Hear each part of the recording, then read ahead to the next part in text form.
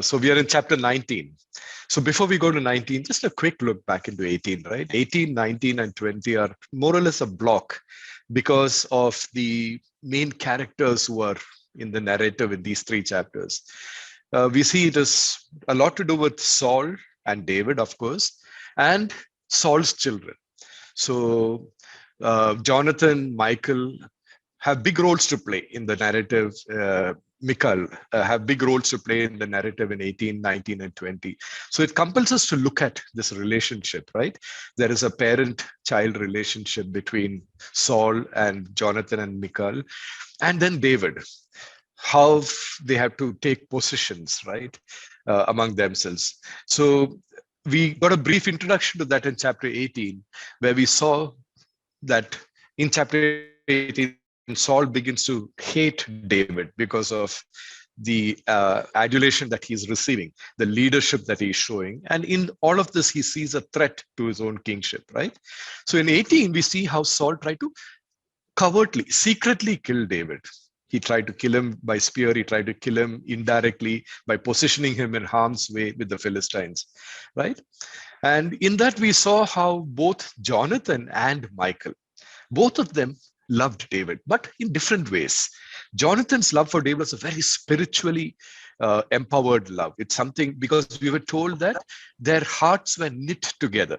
As soon as Jonathan heard David speaking to Saul and sharing his testimony, their hearts were knitted together because Saul saw in David, Jonathan saw in David a man who had a heart like his own for the Lord, right? So that is important to remember. And Michal, Saul's daughter, younger daughter, also loved David. There's not much description of the nature of her love, but from the context and her actions, we can derive some understanding of the kind of love she had for David. We have reason to believe that it was a very physical kind of love, and it was in her heart because of what she saw in David and his accomplishments. So probably his physical stature, his accomplishments as a musician, as a warrior, as a leader, all of these created in her a desire and a love for David, right? God uses both to protect David from harm, right? And we also saw last time in Jonathan, how Jonathan is humble and he at the risk of losing his own chance to become king, how he submits and proclaims that David, by his action, that David is going to be the next king, that David was God's anointed choice as the king for Israel. And in that, we saw foreshadowing of how in the future, in the New Testament, how the wise men would come and announce to the world right at the birth of Jesus, what Jesus meant for the world as a king, as a priest, and as his destiny on the cross and the meaning of the cross, right? And we also, though we didn't talk about it last time, there's a clear foreshadowing in Jonathan of the role that John the Baptist plays with Jesus, right? Because John said, I baptize with water. And he comes to point to someone who would come after him. And he claims that the one who comes after him is the one, the straps of whose sandals he is unworthy to untie, right? So we see Jonathan playing a similar role. He is giving up. John the Baptist was pretty famous. He had a large following, and yet he pointed to Jesus who would come after him. Likewise, Jonathan was entitled to be the next king, yet he, by his own will, gives it up and points to David. In a way, he announces publicly that David is going to be the next king, right? Which we don't even know whether Samuel did when he anointed him, right? And then in David, we saw a man whose heart was set on God. So even though Saul tried to tempt him and put him in harm's way by offering him his daughter's hand in marriage, which was a way for him to maneuver David to become someone whom the Philistines would focus their attention on. But we see that David is not caught up in this intrigue, right? He does not fall prey to the temptation, yet he marries Saul's daughter. And we see that he's guided by God's Spirit because he had set his heart on God's given mission for him, right? So with that context, we will take a quick overview of today's chapter, chapter 19. Today's chapter is all about choices that you have to make and accountability. Along with that, a thread that runs through today's chapter is of the relationship between parent and child, also, right? So in this chapter, we will see how Saul attempts to eliminate David. Now he does not do it covertly. He's not doing it secretly, but he is going to do it openly. So much so that he even tries to enlist and force his own children, Jonathan and Michal, to join with him in his plan to kill David, right? And he also tries to get his servants enrolled into this mission. But we see God, however, preserves the life of his anointed, that is David, both naturally and supernaturally. So God acts through the bonds that he has created between Jonathan and David, the bonds that he has created between Michal and David, through natural means to protect David. And supernaturally also, we see how he directly intervenes with Saul to protect David's life. Right?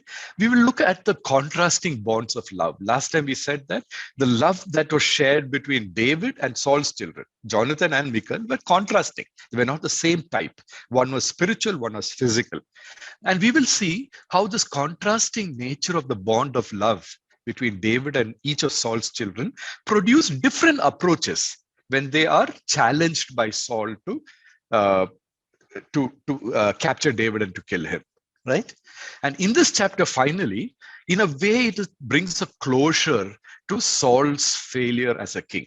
Right? We will see from chapter 10, verse 9 to 13, and chapter 19, today's 23, 24, we will be faced with a question that is repeated. Is Saul among the prophets? Is Saul also among the prophets? We will look at the context between the two times the question is asked, once in chapter 10 and once in chapter 19. And we will see through the context and what follows after the question is asked, right? How these two portions, that is today's portion and chapter 10, is like an envelope that wraps around Saul's one, selection as the king, and second, Saul's withdrawal of his kingship by God. Okay, so and what happens in between is what we were studying.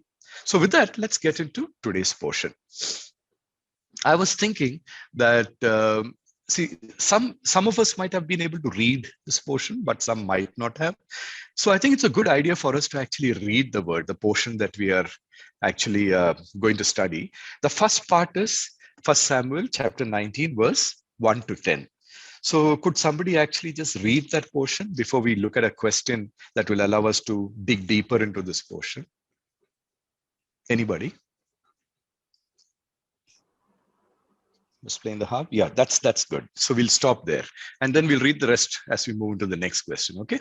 So in this portion, we are seeing how David is the first person being challenged, right? We know the relationship between, Jonathan is the first person being challenged here, and how he acts to save David's life, right? We know the relationship between Jonathan and Saul. And so here are the questions for us to look at, okay? What were Jonathan's concerns when he interceded? We saw clearly how he intercedes with Saul for David's life.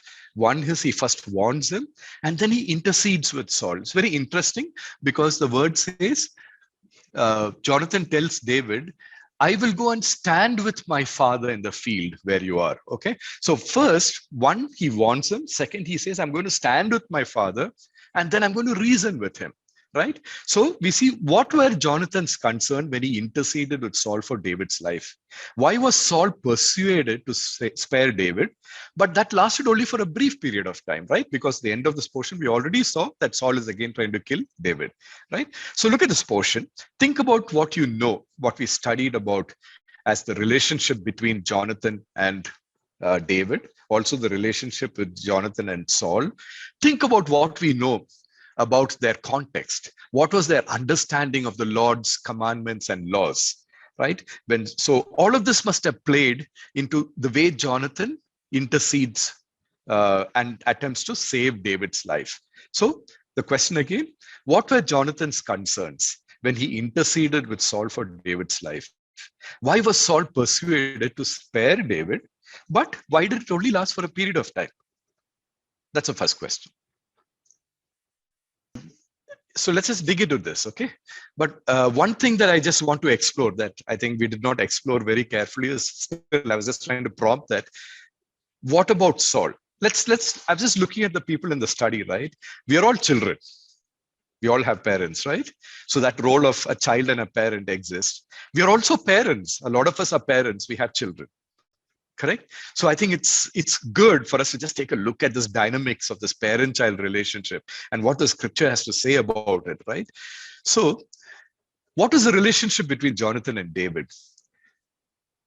We know that from last chapter that the bonds between Jonathan and David was a spiritual connection brought about by the shared purpose for the Lord, right? So their union was cemented by their love for the Lord. So the Lord's Spirit had a role to play in the union that they had. What about the relationship between Saul's servants, that is the people, and David? So we are exploring in this first portion, we are looking at Saul, David, Jonathan, and the servants. Because when you read that, we said Saul was ordering his servants as well as Jonathan and to capture and kill David. So what's the relation between Saul, servants, and David? From last chapter, we saw that we were told that David was successful wherever Saul sent him. So that Saul set him over the men of war. That way he made him a commander over the men of war. And this was good in the sight of all the people and also in the sight of Saul's servants. So we know that there is a bond between Saul's servants and David also, right? So they all admired Saul. They saw him as a good leader and they were pleased to have him as a leader, right? And towards the close of last chapter, it should be 1 Samuel chapter 18 verse 30, not 19 verse 30. We were told that David had more success, that is when in his battles against the Philistine, than all the servants of Saul, so that his name was highly esteemed. So we see that both the people whom Saul is challenging now to do wrong, to murder, or to participate in murder, are people who have a relationship with David. And so let's focus but on Jonathan most strongly, because that same dilemma that Jonathan faces is there for all the servants, but Jonathan's sense of dilemma is higher than that of the servants, right? So what is that? Because of that spiritual connection that he had, and he had already made a covenant with David last time that he would love him like his own life. And that he had also announced that he recognized that David was the anointed king of, that he was God's anointed king of Israel. Okay. So what were Jonathan's choices? One, Saul was his father. He must have been very aware of the fifth commandment, honor your father and mother, so that you may live long in the land the Lord is giving you, right? Second, he had to honor his spiritual covenant with David, to love and protect David's life like his own, which we saw he had made in the last chapter. Now Saul, so therefore we should also take a look at Saul. If Saul is the parent who has to be honored by Jonathan, does that commandment just stand on its own, or does it go along with responsibilities? So this is for all of us, right, as parents. What was Deuteronomy all about? When we studied Deuteronomy, we saw that in Deuteronomy, we had Moses re-teaching. It's like he was teaching the law on just before they crossed into Canaan, on the other side of the Jordan River, in the plains of Moab. The entire book of Deuteronomy is about Moses actually gathering the people together, preparing them to enter into Canaan. And he was teaching them law. He was giving them examples, and he was trying to explain the law to them, how they are supposed to understand it.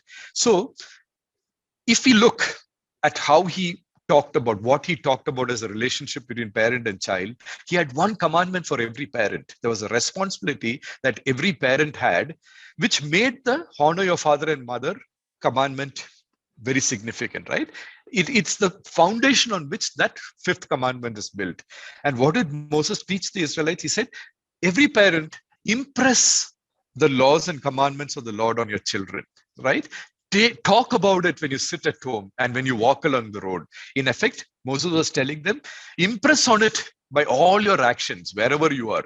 When you're inside the house, when you're outside the house, whatever you do should model the Lord's commandments, right? And then when you lie down and when you get up. So all the time. So in all that you do, in all the time, you are to impress the Lord's commandments and laws on your children's hearts, right? So And there are many more teachings in the scripture about the relationship between parent and child, which I won't talk about. Let's just talk about these two, because clearly these two are things that would have been in Jonathan's heart and should have been in Saul's heart. So let's ask the question, does Saul really model the scripture? What the scripture has told him, does he model himself as a parent the same way, right? We know that Saul, in his disobedience to God and his need for his pride and his need for self-preservation, he had put his son in a position of committing the sin of murder. We know for sure that Saul was far from the Lord. It's very unlikely that he, in all his, it's clearly not there that in all his actions and in all the time, he was modeling the Lord's commandments, right? He was not a model parent. Remember, so Jesus had something to say to Saul on how he was leading his children to God, right? Because Jesus, when he took that child and put him on his lap, and he talked about how you must be a child to enter the kingdom of God. He went on to say, whoever causes one of these little ones who believes in me to sin, it is better for him to have a huge millstone tied to his neck and to be drowned in the open sea. And this actually reflects on God's judgment on Saul clearly. He was not leading his child to deliverance and salvation, but he was trying to lead his son to sin, right? And we know that Jonathan is someone who believed and had a heart for the Lord. So this is Jonathan's situation. So when Jonathan is aware of these commandments of the Lord and knowing how Saul actually modeled the commandments, so how did Jonathan deal with his dilemma, right? He modeled the example. So in Acts chapter 5, right, when the disciples are warned not to preach the gospel, and when they are brought before the Sanhedrin, we have Peter telling them that we ought to obey God rather than men. That is they refuse to stop preaching. And this is the statement they made. So Jonathan is modeling the same thing. I have to obey God rather than men. So how did he do it? First, he warned David, right? He honored his covenant and bond that he shared with David. He honored his spiritual commitment first, a bond that was spiritually sowed in his heart by God, right? Because of the shared passion David and Jonathan had for God's purpose. And then we read, no, he stood by his father. He told David, I'm going to stand by my father. So he stood by his father and tried to lead his father away from the sin that he was about to commission, right? He must have had a lot of courage to go directly to the heart of the matter, because without any ambiguity, we see what he tells Saul, right? He says, he's acknowledging that he's king, and he's telling, why, O king, why do you want to sin against your servant David? He has not sinned against you. His deeds have brought good to you, right? What David has done has actually brought good to you, because he put his life on the line. He struck down Goliath. And by that action, you know what? The Lord worked a great salvation for all of Israel. So he's reminding Saul that you are a leader of all of Israel. And you are should be a shepherd of Israel. And David did that for you. He's leading your flock to salvation, right? You saw it and rejoiced. You enjoyed the benefits of that. Why then will you sin against innocent blood, right? By killing David. So he's in no small terms, he's warning Saul, my father, my king, you are on the threshold of sinning. Don't do this, right? And it was effective, because we are told Saul listened to the voice of Jonathan, and he even swore, as the Lord lives, he shall not be put to death. We know the Lord lives eternally, right? So was this an eternal oath that he was taking for as long as he lived, right? Because let's just look at that. Because the very next verse in chapter 8, it starts with, and there was war again. So literally, it is talking about the war between Israel and the Philistines. But I would read it as, just freely take it out of context, because it speaks so loudly, right? Saul's heart was at war again. Because again, when David receives adulation for leading Israel to victory over the Philistines, that war breaks out in Saul's heart again. So one more battle, one more accolade for David, and Saul's defenseless heart. Remember, we were told the Spirit of God had departed from Saul and filled David, right? So Saul's heart was defenseless. and his heart is now exposed to the harmful spirits that can possess it. So his heart is at war again.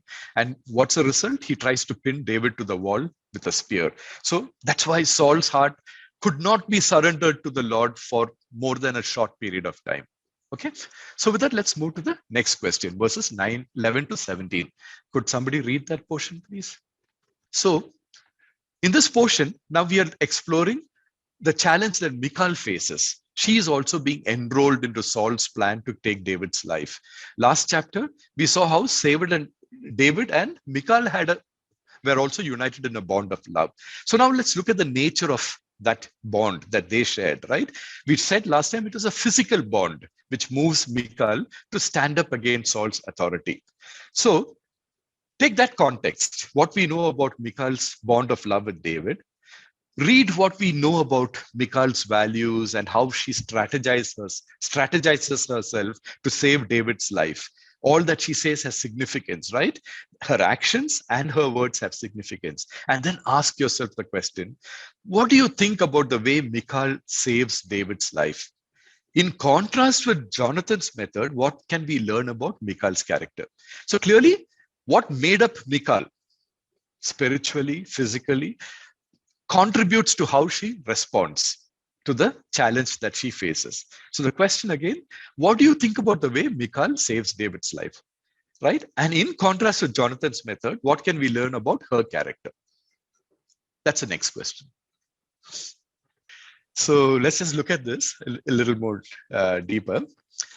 So first question, did Michal love David enough to save his life in opposition to her father Saul's wishes? Short answer, yes, she did. The motivation is what? The longer answer will be to the question, what were her motivations and her methods? Correct? So what can we observe? So let's look at Michal, what we know about, we are told about Michal in this portion. What can we observe? We know that Jonathan's decision, the method he brings to the way he acts is spiritually driven, right? So let's ask the question, what can we observe about Michal's spiritual inclinations? Michal, we are told, had family idols. The Hebrew word is teraphim, a household, which is a household idol used as a fertility symbol and a good luck charm. This has really no place in the house of a believer in Yahweh, right? It has absolutely no place there. The other person we know about whom we are told about, who had this family idol that she still steals from her father, if you remember, was Rachel. When Jacob and Rachel, they run away when Jacob runs away from his father-in-law, how Rachel steals the family idols, right? And we know later how Rachel's heart worked, right? How she led Jacob into deception, and there were a lot of issues that came about from that same inclination, spiritual inclination that we saw, right? So Michal is showing the same kind of characteristics. We know she did not have a strong relationship with the Lord or knowledge of his commandments. There is nothing here that tells, if I fail to read any place where she brings the Lord into the question, into the equation here. It's all about what she does, what she wants David to do, and how she uses her own wisdom, her own manipulations to actually re-cement her position with Saul, right?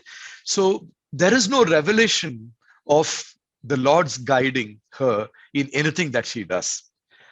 The question is, was this Saul's failure as a parent? The Bible does not tell her. Probably it is. There is some measure of that in the way Michal goes about what she does. She is probably observing and learning from Saul in some way, right?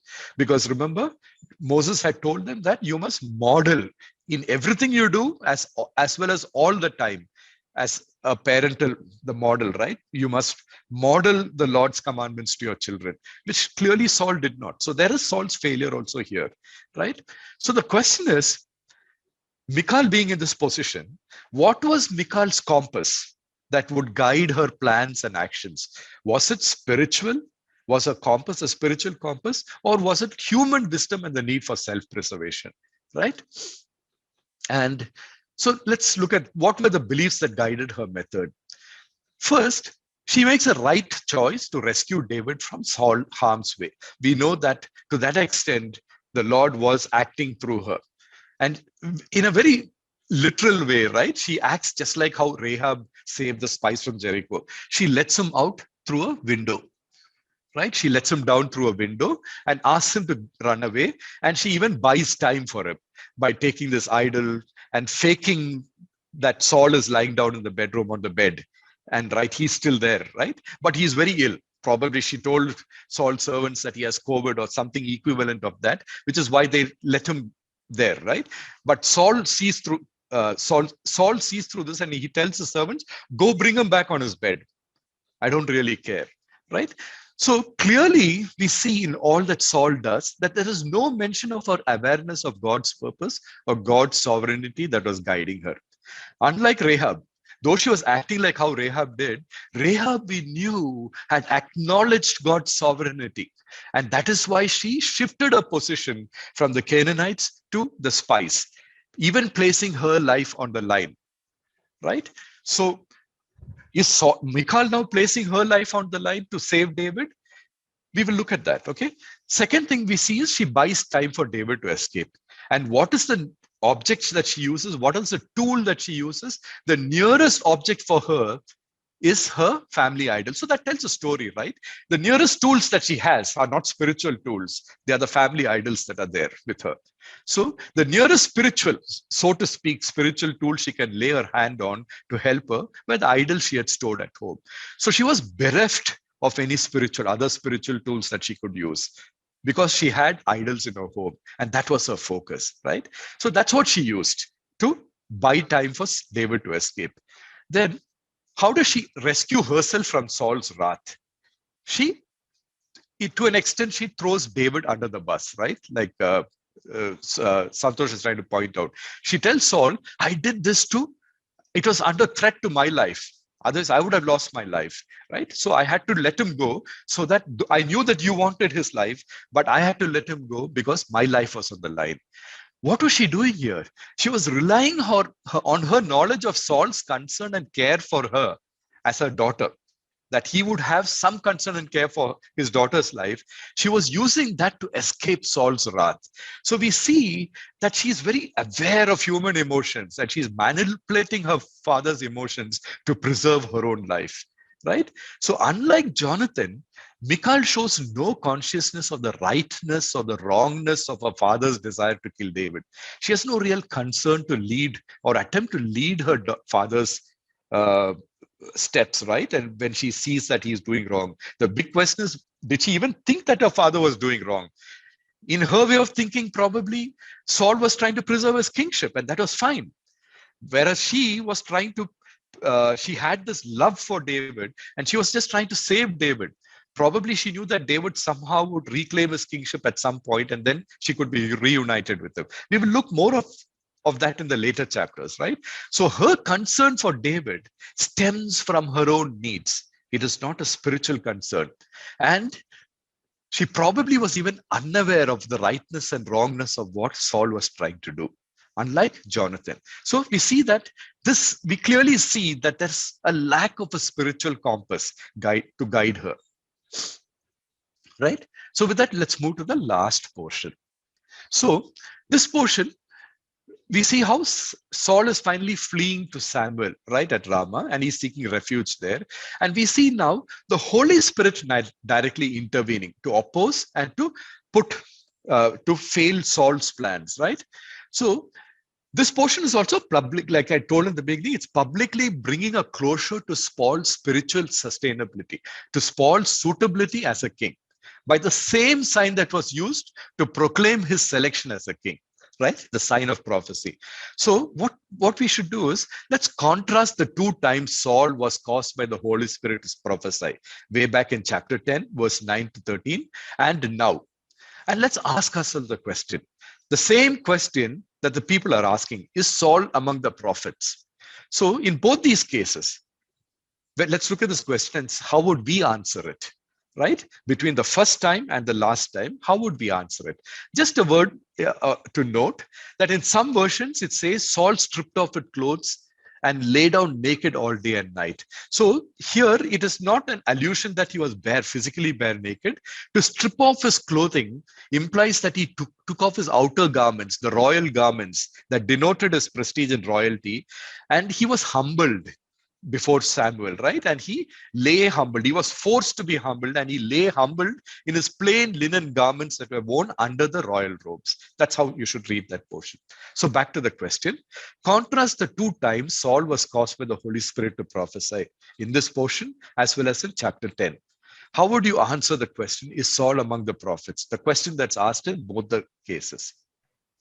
So let's take a look at this portion. So Saul's attempts to capture and kill David and Ramah by his servants fails because the Lord directly turns the curse of their actions into a blessing for David. Do you remember another instance where this happened?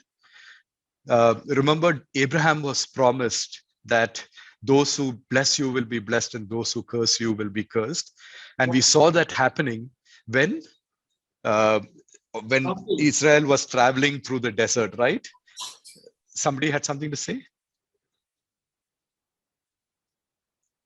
Okay, so I'm alluding to Numbers chapter 22 and 23. When we had studied that, we saw how Balaam's attempts to curse Israel, he was called by Balak, the king of the Moabites. I hope I remember it's the king of the Moabites, to bring curses on Israel. But how God had actually thwarted that, right? He turned it right around. He turned those curses. Balaam's attempts to curse Israelites were turned into blessings for Israel, right? So this we are seeing, there are many interesting parallels and allusions in this portion.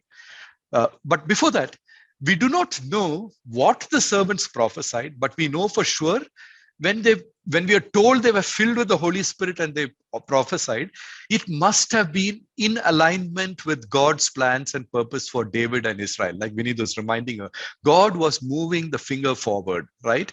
The finger of history forward to meet his purposes. His purpose for David, for Israel, and the whole of creation, right? So when we are told the Spirit of God came upon the messengers of Saul, and they also prophesied, they must have spoken out about God's plans for David and Israel, right?